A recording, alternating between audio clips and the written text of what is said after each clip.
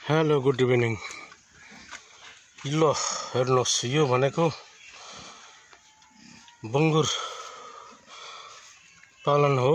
यहाँ हेर्नुहोस् ल, 2 मानको सुँगुर, इमानको सुँगुर सुतिरहेछ। फाइनली गाइस भन्नुपर्दाखेरि यता यी माउ सुँगुरले बच्चा यी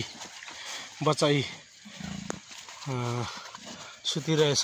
फाइनली गाइस भन्नुपर्दाखेरि र यी माउले यी चारो खाइरहेछ, सर झारपातहरू खान्छ। फाइनली गाइस भन्नुपर्दाखेरि र यता पनि यो दाइको सुँगुर, यहाँ 2वटा सुँगुरहरू छन्। यी बुच्चो सुँगुरहरू, बुच्चो भुनी 2वटा सुँगुर छ। यी कराइरहेछ।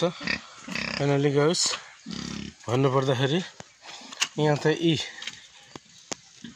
पाठाहरू यसरी सुतिरहेछ। फाइनली गाइस ल हेर्नुहोस् ल, कस्तो मजाले सुतेकै बच्चाहरू ल सर सुतिरहेछ। फाइनली गाइस भन्नुपर्दाखेरि र यहाँ यी माउ सर खाइरहेछ, यहाँ पाठाहरू यसरी सुतिरहेछ।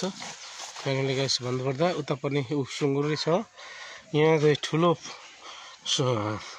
सुँगुर, यो चाहिँ फाइनली भन्नुपर्दाखेरि 100 केजीको चाहिँ सुँगुर हो। फाइनली गाइस भन्नुपर्दाखेरि यति ठुलो छ, इमान ठुलो छ भन्नुपर्दाखेरि। र यो चाहिँ माउ हो, बच्चा भर्खर निकालिरहेछ, यसरी खाँदैछ। बच्चाहरू यसरी सुतिरहेछ, 8वटा बच्चा छ। फाइनली गाइस भन्नुपर्दाखेरि र यो चाहिँ इमानको सुँगुर हो।